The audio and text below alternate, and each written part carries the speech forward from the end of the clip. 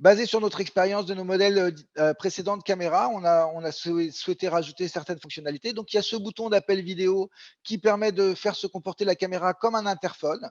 Donc vous pouvez, laisser ça à proximité d'un lit d'une personnalité ou alors, sur un comptoir si vous voulez vous en servir comme d'interphone pour a appeler, ou pour un enfant, à surveiller. Et le simple fait d'appuyer sur le bouton d'appel vidéo déclenchera un appel sur votre téléphone. Alors on voit la personne qui appelle, on peut lui parler, échanger dans les deux sens. Mais on a aussi souhaité que cette caméra soit pas intrusive. C'est pour ça qu'on a un mode vie privée physique sur cette caméra, c'est-à-dire que quand elle est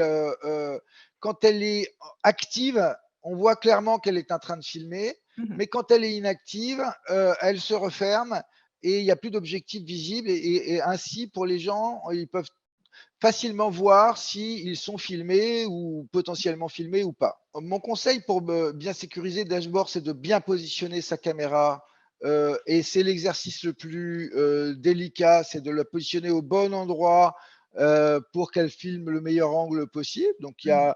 il faut prendre son temps pour bien installer la caméra et vérifier avec l'écran du téléphone quel est l'angle de vue. Maintenant, mon petit conseil, astuce pour les gens qui veulent surveiller leur maison, c'est d'avoir 2 caméras, Mmh une mh. cachée et une visible.